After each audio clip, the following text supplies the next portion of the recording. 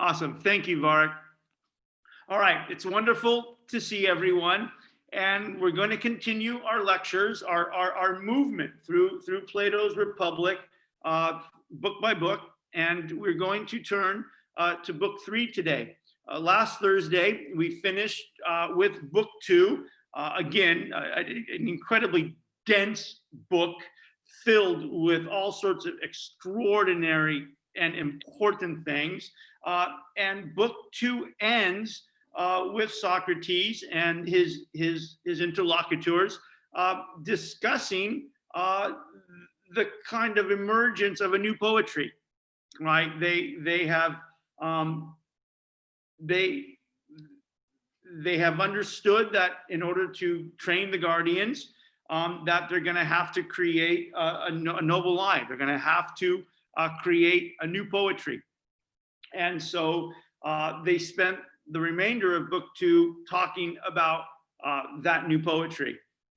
And of course, the really important thing about that, not just in terms of the fact that they have to create this new poetry informed by philosophy, but that it's very clear in the remaining pages of book 2 that whatever this new poetry is, that is informed by what will be philosopher kings, it is not the poetry of the Homeric traditions.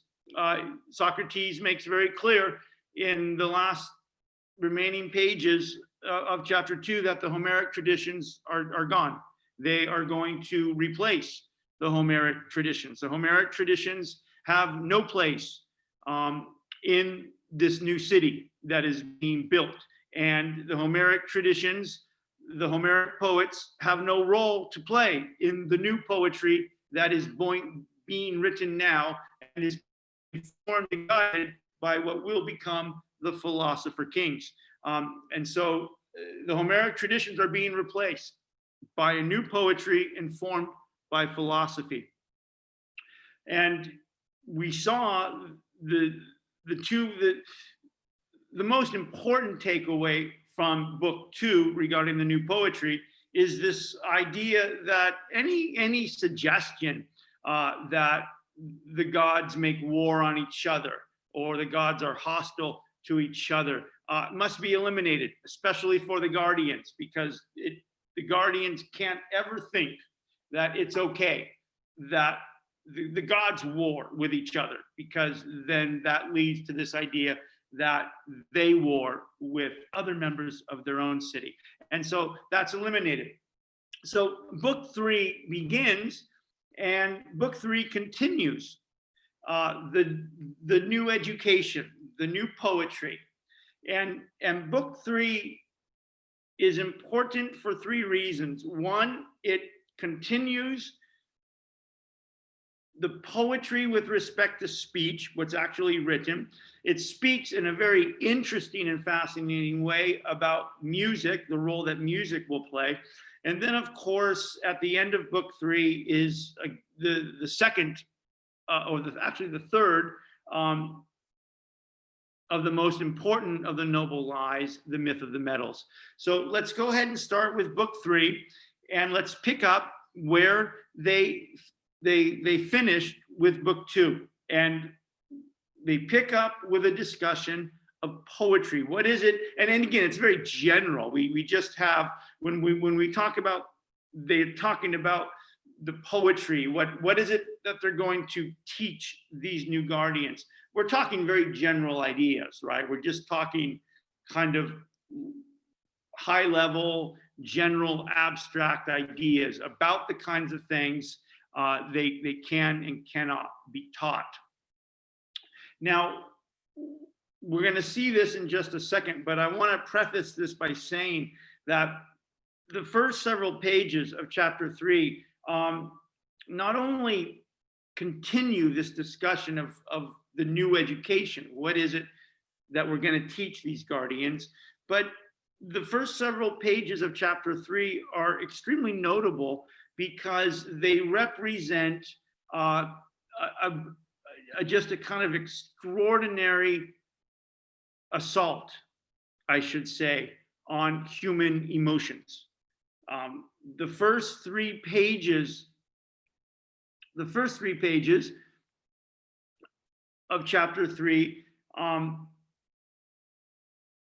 are designed in a way to almost eviscerate the human emotions of the guardians. The poetry that's taught to them, or what is taught, is designed to either eliminate, if that's even possible, or profoundly suppress and control the emotions of the guardians. And again, you'll see that as we get there. And let me just hold on, be patient with me for just 1 minute, you guys. Let me take care of a little. Hold on, there we go.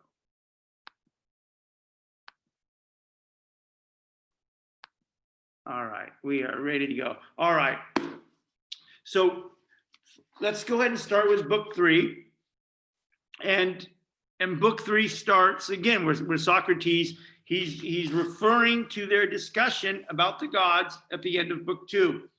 And he says, about the gods, I said, Socrates, such it seems are the things that should and should not be heard from childhood on by men who would honor gods and ancestors and not take lightly their friendship with each other, right? So that's what I was saying a few minutes ago. The real takeaway from the end of chapter 2 is this idea that whatever this new education for the guardians is, it absolutely must eliminate this idea from the Homeric traditions that the gods make war upon themselves, and therefore it's permissible that humans make war upon themselves, like we saw in the Antigone, right? Between the 2 brothers, like we saw between Antigone and Creon, like we saw even in the Euthyphro. Euthyphro was not bringing war against his father, of course, but was bringing charges against his father because he was imitating Zeus. And so we see that we've eliminated that. And Adeimantus or Glaucon says, you're right. I suppose your impression is correct.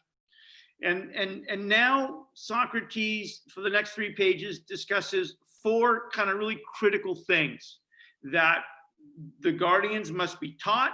And these 4 critical things are directly related to eviscerating, as much as humanly possible, the emotions of the guardians or controlling them. And right on the top of 63, Socrates says, and what if they are to be courageous? We have to have guardians who are courageous. And what if they're to be courageous?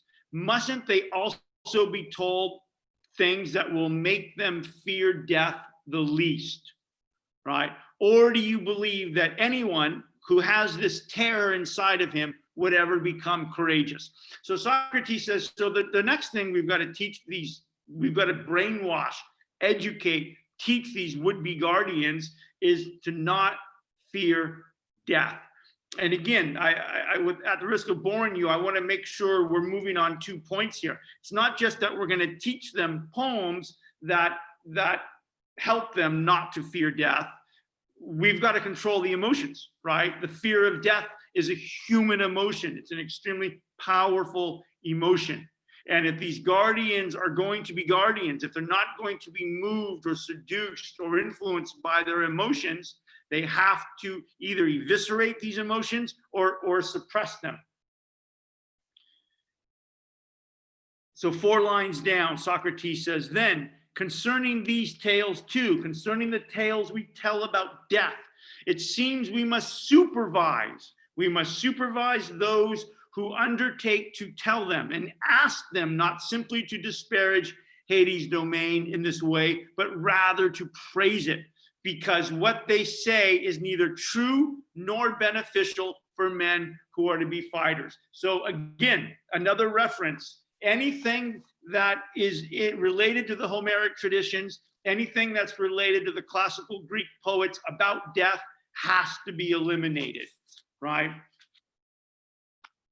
Then Socrates says, we'll expunge all such things, right? So whatever poetry we write, it's going to have to be a poetry that is designed to teach these guardians that dying is not a bad thing. In fact, it's a good thing, Dying is because, like I said, these are the people who have to go and kill other people and sacrifice their own lives to get the things we want but don't need. So the one thing these men and women, there are going to be women guardians, can't do is have a fear of death. So whatever the poem is, it cannot speak of anything fearful about death.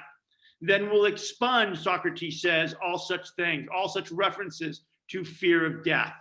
And then he quotes some Homeric passages that are examples of what won't be in the new poetry. And then a sort of a second point, but related to the first, Socrates says on the bottom of 64, we'll beg Homer and the other poets not to be harsh if we strike out all these and similar things. It's not that they are not poetic and sweet for the many to hear, but the more poetic they are, the less they should be heard by boys and by men who must be free from the fear of death. And in this interesting line here, accustomed to fearing slavery more than death. So the second thing that they must teach him, it's not just not to fear death, and that contrary to what the old poet said, death is a bad thing, that in fact death is okay. They also must teach them to fear slavery more than death, to fear being caught, right? So the worst thing you could fear is being captured, right? And remaining alive. That would in fact be worse than death. So do not fear death. Control the emotions of death, which is, again, this attempt to eviscerate human emotions, which is an extraordinarily drastic thing to do, right? As we move deeper into this education, it's becoming really clear the extraordinary things that have to be done to the guardians to ensure that they are not a threat and a danger to the very city and citizens they're designed to protect. Right? This is why this poetry is so important, and this is why this attempt to eviscerate the emotions is so important. The emotions are dangerous, Plato is telling us, and they're especially dangerous in the guardians. All right.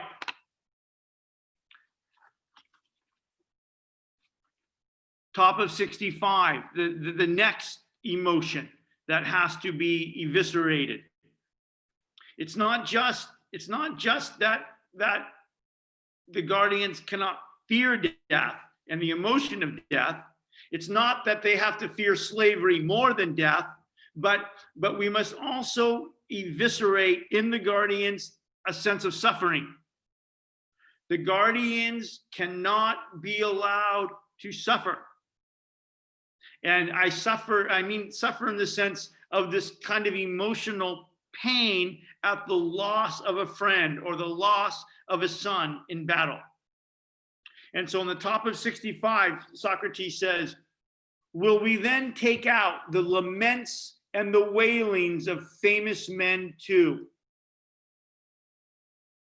Right?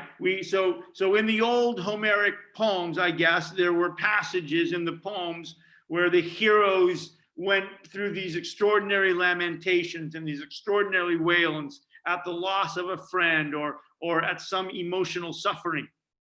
And any reference to emotional suffering caused by the loss of someone you care about, your brother or your sister in combat or your son in combat, the wailing and the laments of the guardians must be eviscerated. The guardians cannot suffer at the loss of people they are attached to. Well, will we then take out the laments and the wailings of famous men? Now, consider whether we'll be right in taking them out or not, Socrates said. We surely say that a decent guardian, we surely say, and we mean and we hope that a decent guardian will believe that for the decent guardian who happens to be his comrade, being dead is not a terrible thing. Yes, Glaucon says, we should say that. And Socrates says, then he wouldn't lament him. He wouldn't feel the suffering. He wouldn't lament the loss, feel pain and suffering at the loss. That's what's being said here. Then he would not lament him as though he had suffered something terrible. Surely not, Glaucon says. 4 lines down. Then for him, this guardian, it is least terrible. It's not a bad thing, Socrates is saying then. It is least terrible to be deprived of a son, or to be deprived of a fallen fellow soldier or a brother, right?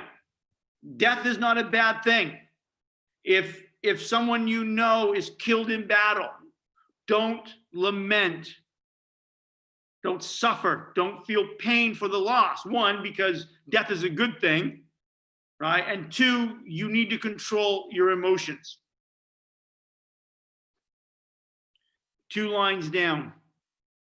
Then he laments the least. If we teach the guardians correctly, then they, the guardians, then he laments the least and bears it most gently when some misfortune takes over him, right? And again, this is this assault on the emotions. One of the things that destabilizes human beings, Plato is arguing, is this extraordinary pain and suffering at the loss of things we are attached to. And the guardians, they're going to be going to battle. They're going to be acquiring the things we need or defending the city from invaders. And they're going to be experiencing loss. And there's going to be an extraordinary amount of suffering and pain. And Plato is quite clear, we've got to eviscerate this emotional element of suffering. So already in a page and a half, we have seen Plato argue very, very strongly, very drastically, that the guardians can't fear death. You've got to eviscerate the emotion of fear. They can't suffer and feel pain at the loss of somebody they're attached to. So you have to eviscerate the feeling of suffering or pain. And so this is quite extraordinary. It's quite drastic. Because these guardians, the least terrible thing for them is to lose a friend or to lose a son. So 2 lines down, Socrates writes, so we'd be right in taking out the wailings of renowned men. Thus the men we say we are rearing for the guardianship of the country won't be vulnerable to suffering. And then he says, towards the bottom, then again, we'll ask Homer and the other poets not to make Achilles, the son of a goddess, lament and wail. So he goes on. And then on the bottom of page 66, the last third of 66, he adds to another emotion that must be eliminated or profoundly controlled in the guardians. And this is, he says towards the bottom of page 66, further, Socrates says, they should not be lovers of laughter either. For when a man lets himself go and laughs mightily, he also seeks a mighty change to accompany his condition, right? And again, this is really profound because Plato is clearly talking to Aristophanes. He's not naming Aristophanes. He doesn't have to. But this is Plato's dig. This is Plato's deep dig at the traditions and at Aristophanes. From Plato's point of view, laughter killed Socrates. Laughter, ignorance, and arrogance, but laughter. When Aristophanes performed the play, the comedy, again, brilliantly written, viciously funny, right? That was the first introduction the city had of Socrates. And it was conveyed that this damage that Aristophanes did to Socrates through this brilliant and savagely funny play created a sense of prejudices against Socrates, against philosophy, that were impossible to overcome. In fact, as you remember, at the first apology, at the trial, Socrates says, I have two sets of accusers. I have the old and I have the new. And he says, I need to speak to the old. And he names Aristophanes by name. And he says, because they got to you, Aristophanes got to you when you were young. He got to you when you were young. And the vehicle he got to you when you were young was comedy. And Socrates and philosophy were never able to fully respond and survive it. So on the one hand, this idea that Plato says in book 3, whatever this new poetry is that we're going to teach these guardians, they can't laugh. On the one hand, you think that's kind of strange, but on another hand, it's not. It's directly related to the danger, the kind of danger of entertainment, the danger of laughter, the danger of the arts that are designed to appeal to human emotion. And the arts are dangerous because they appeal to human emotions. And anybody who is able to control the arts and therefore control human emotions controls the society. And by the way, we see that in our culture right now, period. Plato is right. And so he says, further, they should not be lovers of laughter. For when a human being lets himself go and laughs mightily, he also seeks a mighty change to accompany his condition.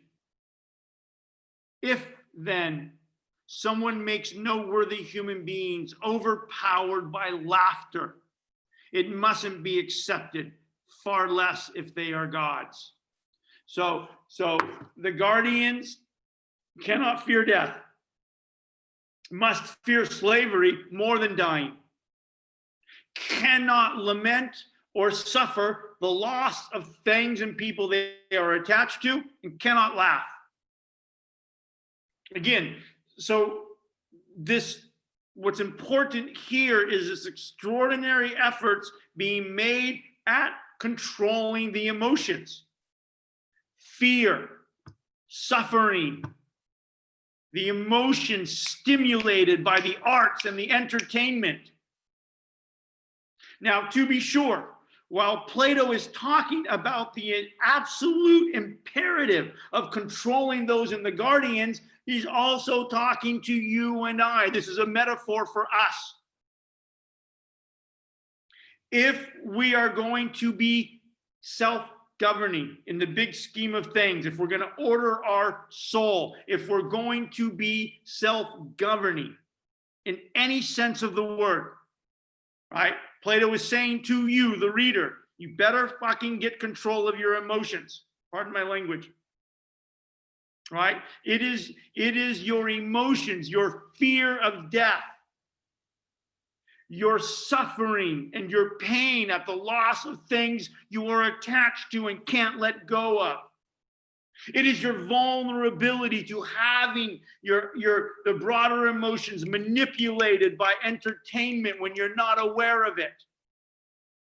It is all of those things in concert that make you vulnerable to a kind of a sort of excessive emotional being, and you can't control your emotions. You are driven by your fear. You're driven by your suffering. You're driven by your need for pleasure. Your passions and your emotions and your appetites, they run you, they guide you, they drive you. Your reason doesn't guide you. Your clarity doesn't guide you. And again, you're unjust. This is a kind of sense of what it means to be unjust on the personal level. So this is no small thing. And there are two things happening. Clearly, technically speaking, we are continuing Plato's account of the new poetry / education we must give to the guardians so they don't destroy the city. Okay? And we're seeing that. But it's also a cautionary tale to the reader. He's talking to you. Of course, he's talking about the guardians that are gonna guard this feverish city. But he's talking to you and I, the reader. What makes you feverish? What makes your soul feverish? What makes Nick Dungy's soul feverish is my fear of death. Right? Crito came frantically, anxiously into Socrates' cell in the middle of the night, said, "Get the fuck up, we gotta go. We gotta preserve your life." Crito said to Socrates, "If you don't escape, I'm giving you a chance to escape. If you don't escape, you're doing something unjust. You're violating your own responsibility to you, which is to stay alive as long as you can." Right? That fear of death. Socrates didn't have a fear of death. The pain caused when we lose things. And our emotions and our appetites and our passions for entertainment, the laughing and the distraction. These are the things that make your soul unjust, and therefore lead to crisis in your soul and lead to suffering in your life and in the lives of the people you ostensibly care about. He's talking to you, he's talking to me.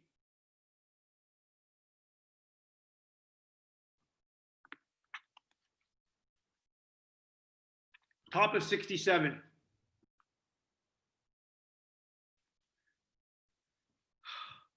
This is a little dense the way he says it, but this is one of the most important lines in the whole damn book.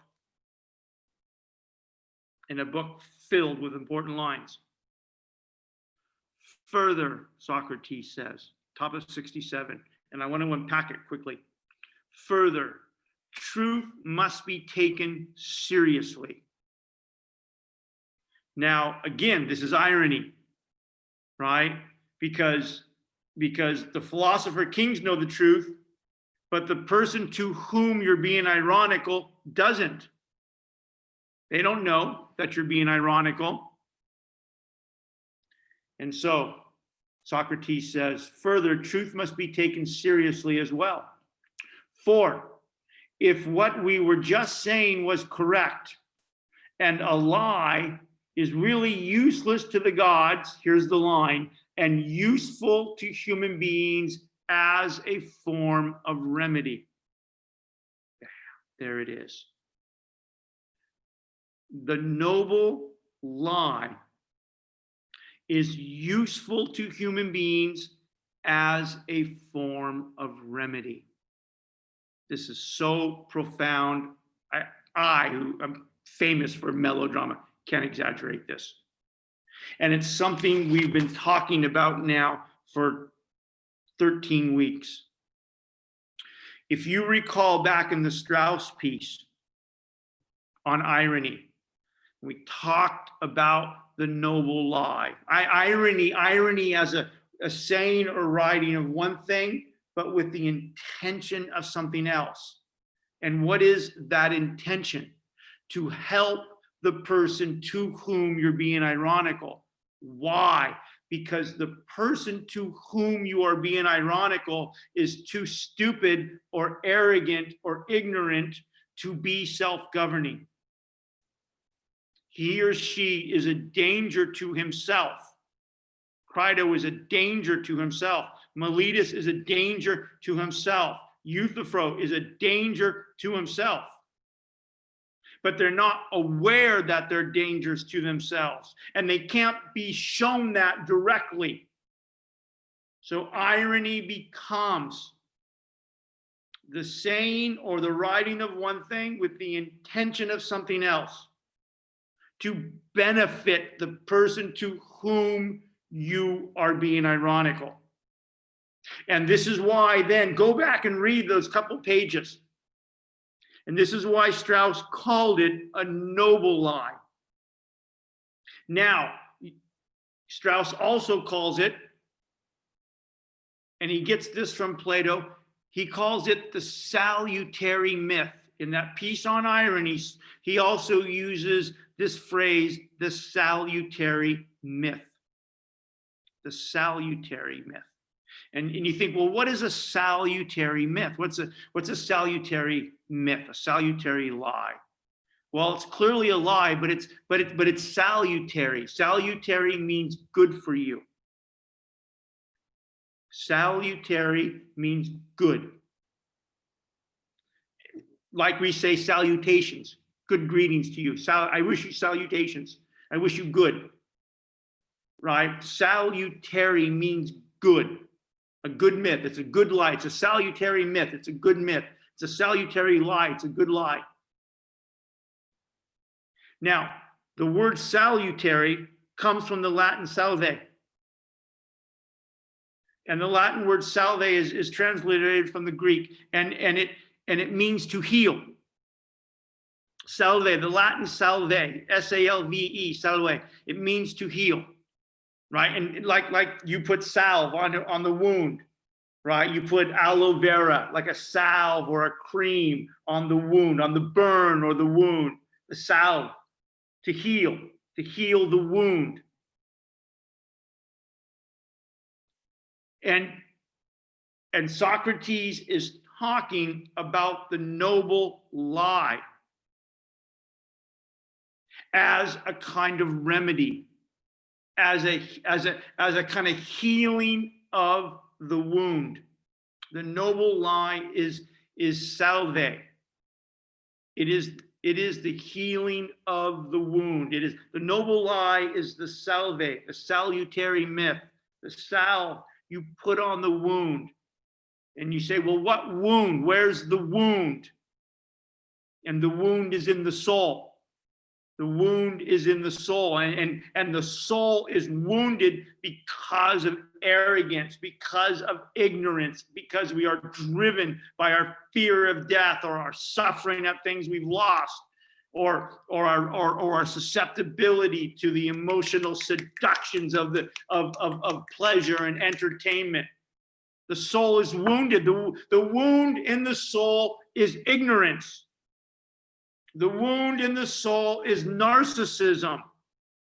The wound in the soul is being driven by the emotions. The remedy, when Socrates says, for if what we were just saying was correct, and a lie is useful to human beings as a form of remedy, you think, holy shit, what the fuck are you talking about? What's the remedy? What's the wound? So the noble lie, the salutary myth, irony. Irony gives rise to the noble lie. Irony gives rise to the salutary myth. The salutary myth is the remedy. The remedy for what? A wound. Where's the wound? The wound is in the soul. It's in the mind. What is wounded? Why is it wounded? Because it is ignorant and doesn't know it is ignorant. Because it is narcissistic and can't be educated. Because it is driven by its emotions to the destruction of its own well-being and its destruction of the people it ostensibly cares about. The remedy.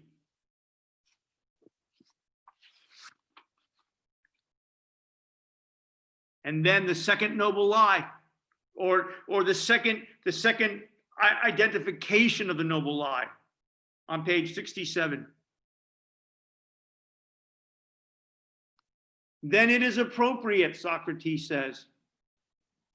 Then it is appropriate for the rulers, the would-be philosopher kings. Then it is appropriate for the rulers, if for anyone at all, to lie for the benefit of the city in cases involving enemies or citizens. So the rulers have to lie to people who are incapable of being self-governing for their own good. And the lie is a salutary lie. The myth, the poetry that's being created is a salutary myth. It's the healing myth. It's the remedy. The remedy for what? The wound that has been opened up by ignorance and narcissism and emotional vulnerability to the spices. Glaucon said the city's boring. No one wants to live here. I want the spices. That's the wound. Then it is appropriate for the rulers, if for anyone, to lie for the benefit of the city in cases involving enemies and citizens. And then 3/4 of to the bottom of page 67, the gig. Plato tells you. Socrates says to the interlocutors why we are lying to the guardians, and Plato says to the reader.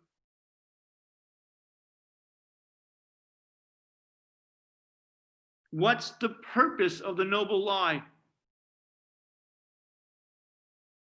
And Socrates says, aren't these the most important elements of moderation for the multitude? Right? And it's kind of funny. Being obedient to the rulers and being themselves rulers of the pleasures of drink, sex, and eating. Right? There it is. What's the purpose? What's the purpose of controlling? When Plato's speaking to us, what's the purpose of controlling our emotions? One, so we are obedient to our reason, the ruling part, and so we have a control over our different parts of our emotions, our obsession, our appetites, and our passions, our fears of death, our appetites for the spices. Right? That's the purpose. And so the guardians must have their emotions eviscerated, and they must be given this salutary myth, this noble lie, this new poetry as a remedy to make sure that they are not dangerous to themselves and to the city. All right. Page 76. Now Plato turns to music. And I'll just say a few things about this quickly, and we can move on to really the most important part of the discussion tonight. But I think it's fascinating, right? Because back in book 2, when we realized we had to educate, we have to educate the guardians, right? We've got to create a new poetry. And poetry consisted of narrative, what are we actually going to write? And it also consisted of music. When they talk about poetry, they mean speech and they mean music. And so far, we've only talked about the speech. And now Socrates wants to say a few words about the music because the philosopher kings have to censor the music the guardians listen to, right? They have to censor, right? They're controlling what the guardians hear in an attempt to control their emotions. And now they have to control the music, the playlist, right? They gotta control the music that the guardians hear, because Plato understands the power of music to move the soul. And so on the bottom of 76, Socrates transitions from poetry, the speech, to the sound, the music. And Socrates says, now, my friend, I said, it's likely we are completely finished with that part of music that concerns speeches and tales. It should say poetry. What must be told and how it must be told have been stated. After that, Socrates said, doesn't what concerns the manner of song and melody remain? Now we have to turn to understanding what kind of music the guardians can listen to, because there has to be a strict censorship of the music. Middle of the 77. Moreover, we said, there, and again, this is following up on some things he said at the beginning of the chapter. Moreover, we said there is no further need of wailing and lamentations. Nope. What are the wailing modes? So get rid of any music that stimulates suffering. Any music related to the blues. The blues got to go. Right? Adele's got to go. There can be no Adele. Right? There can be no blues. There can be no music or melodies or tones of music that inspire a sense of suffering or lament or nostalgia. So what are the wailing modes? Tell me, he's talking to Glaucon, for your musical, and Glaucon says, and you don't have to worry about this, we're just giving these examples. Glaucon says, the mixed Lydian and the light Lydian, these are tones in Greek music. And Socrates says, aren't they to be excluded? They're useless if we're going to control the music for the guardians. Then again, drunkenness, softness, and idleness are most unseemly for the guardians, right? And Glaucon says, yes. And Socrates says, what modes are soft and suitable for symposia? And then Glaucon gives some others. And Socrates says, well, can you use those melodies for war-making men? And Glaucon says, no, not at all, right? And so Glaucon says to Socrates, well, what sounds are left? What sounds are we going to keep? And Socrates says, I don't know the modes. Just leave the sound, the rhythm or the melody. Just leave that mode, which would appropriately imitate the sounds and accents of a man who is courageous in warlike deeds and every violent work, and who in failure or when going to face wounds or death or falling into some other disaster, in the face of all these things, stands up firmly and patiently against chance.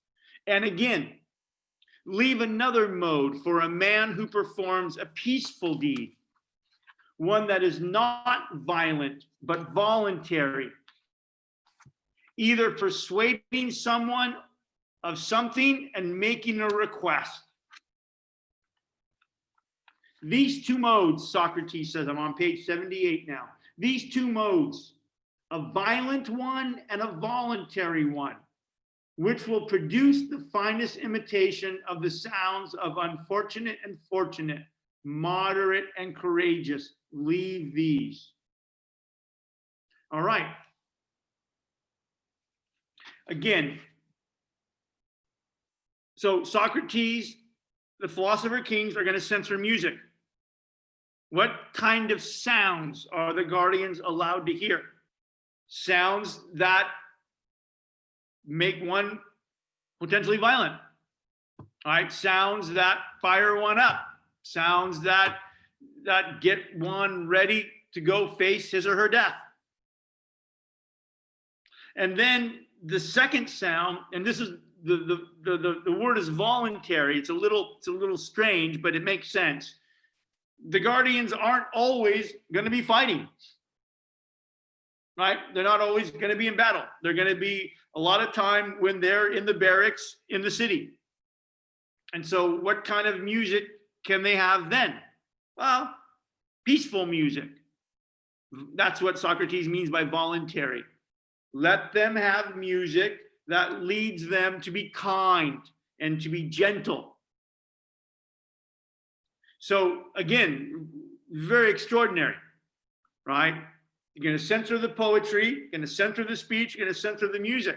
The only types of music they are allowed to hear is music that's violent, that inspires them the kind of courage and a kind of ferocity, music that encourages ferocity of kind of violence, and a music that encourages peacefulness. That's it. So again, this control of the human emotions. All right.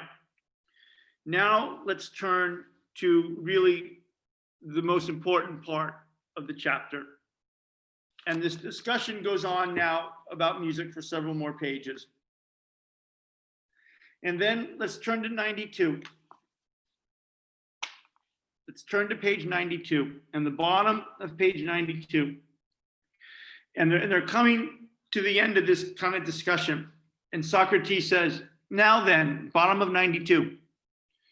Now then, as I said a while ago, we must look for some men who are the best guardians of their conviction, that they must do what on each occasion seems best for the city.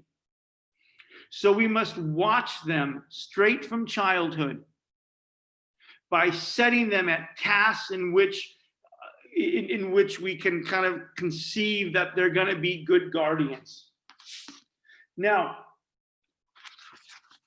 in addition to the education that the guardians have, the entire city has to have a new myth. The entire city has to have a new myth. It has to have a noble lie. The entire city's built on poetry.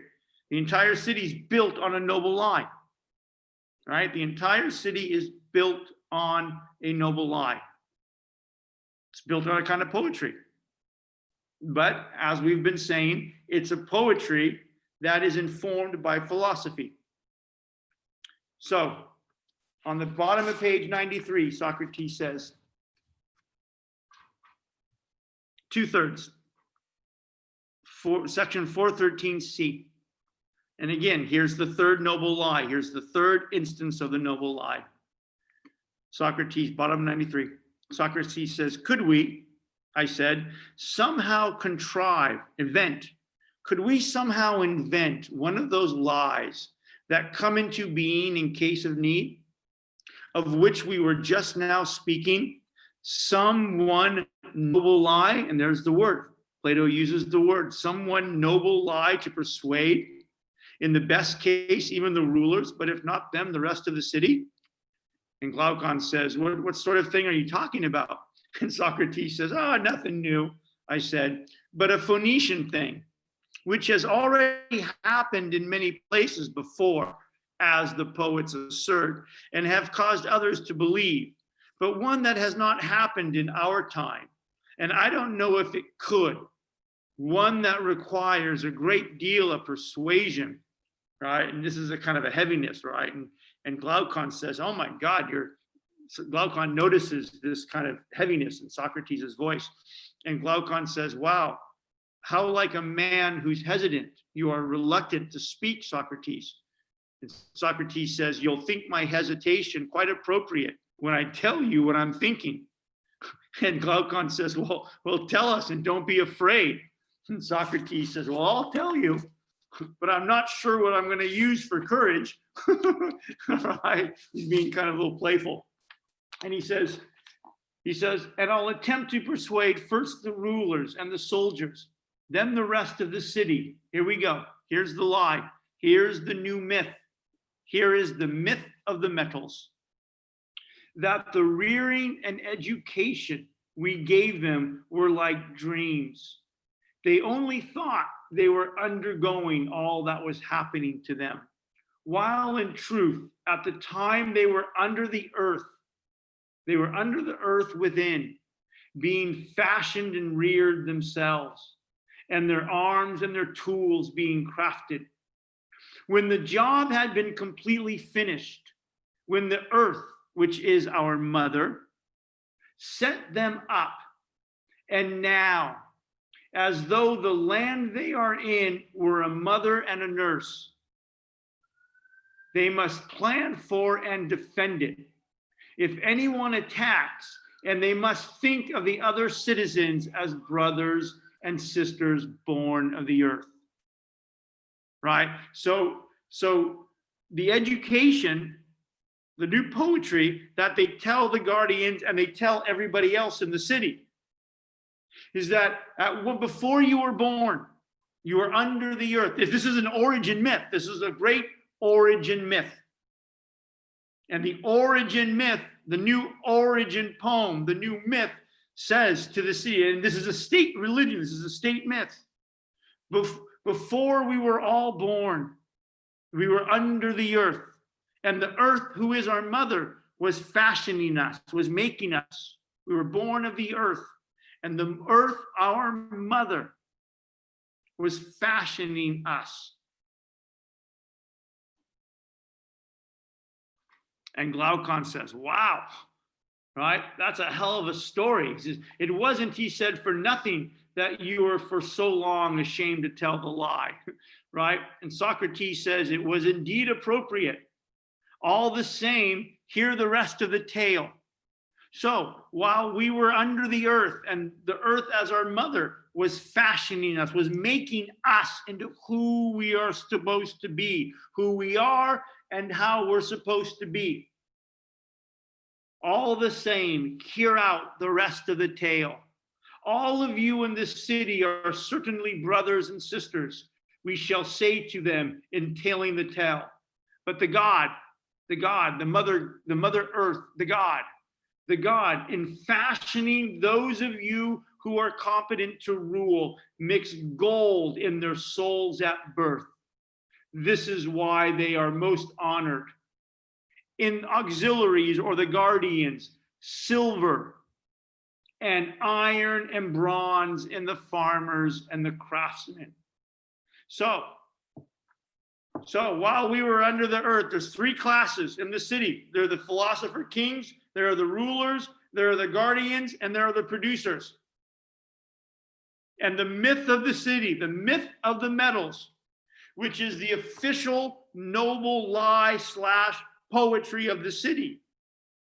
The myth that will be indoctrinated to all the children is this: before you were born, while you were still under the earth, the mother earth, the God, the mother earth, the earth and the God, our mother, the city is our mother, the city is your mother.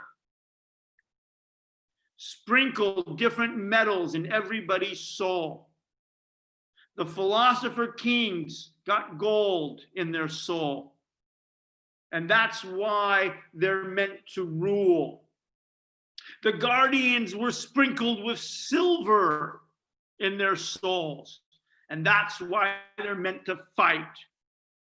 And the laborers and the producers and the craftsmen, they were sprinkled bronze. And that's why they are supposed to labor.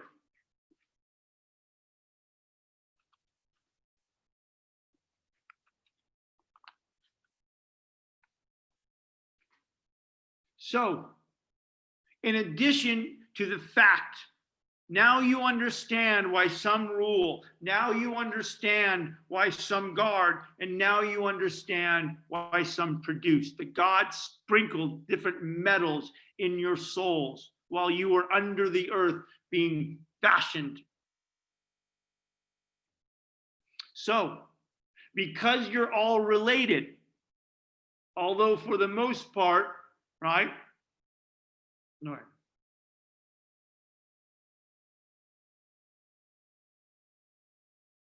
Hence, the God commands the rulers first and foremost to be of nothing such good guardians, and to keep over nothing so careful a watch as to the children, seeing which of these metals is mixed in their souls.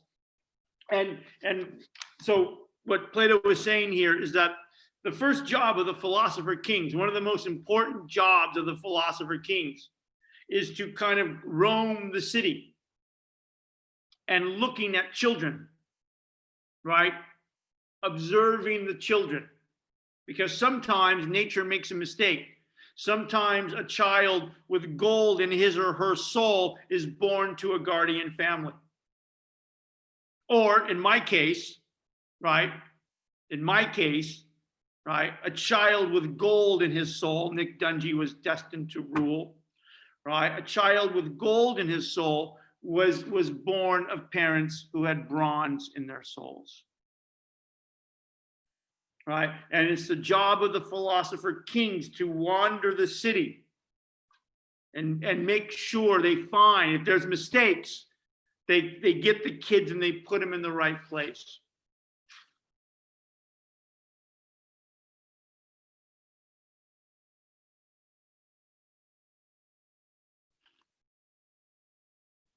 So the myth of the metals accomplishes two things. The myth of the metals is designed to do two things. First, the myth of the metals states that we all come from the same Mother Earth. We're all brothers and sisters, and we're born into the same city. We are all brothers and sisters of the same city. And if Earth is the mother, the city is the mother. And so in this new city, everybody's brothers and sisters. And this is especially true for the guardians. For the guardians, the city is their family. And we'll talk about more of that next week. For the guardians, the city is their family. And this part of the noble lie is intended to create blood ties to the city. This part of the lie is intended to create in the guardians the same sense of love and immediacy that they would typically feel for their own family to feel for the city. Right? And this is key, right? The guardians have to love the city as their own family. If the guardians are to care for the city, they must love it as their own. And in order to love it in this way, they must connect it to their self-love, to their own connection. Now, again, let me just gesture backwards a little bit. The myth of the metals is a more elaborate, the myth of the metals is a more elaborate story than but it's similar to the one that Socrates told Crito at the end of the Crito. At the end of the Crito, right, Socrates invents the story of the laws. The laws come, right? They're in the jail cell. Crito's trying to break the law to destroy the city. He can't understand philosophy. And Socrates says, think of it like this.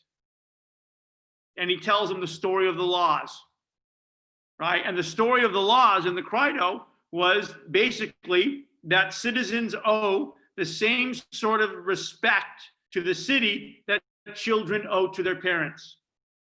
That was the deep meaning of the story of laws.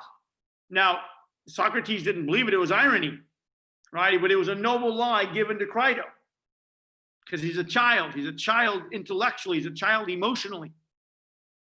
And so now the myth of the metals functions as a more elaborate articulation of the story of the laws that we saw in the Crito. And the second thing that the myth of the metals does is it answers the question of who should rule. It answers the question of who should rule. Those who have gold in their souls. And it's not just that those who have gold in their souls should rule. That is sanctioned by the God. That is sanctioned by the God. Okay, so now we've come full circle. Political legitimacy in whatever this new city is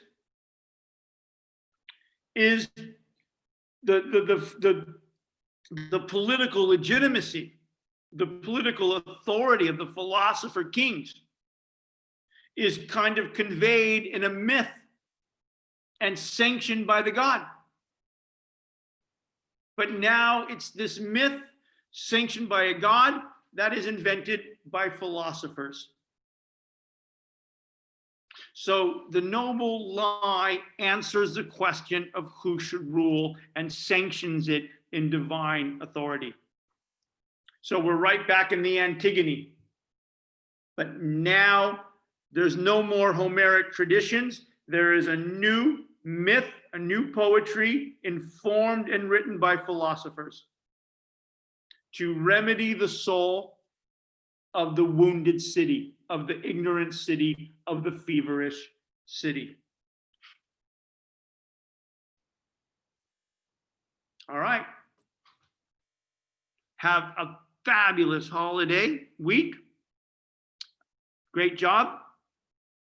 Book 4 for next week. The outline is on the course canvas page. Go check it out. And love you guys very much. Much love to you. Much love to your families.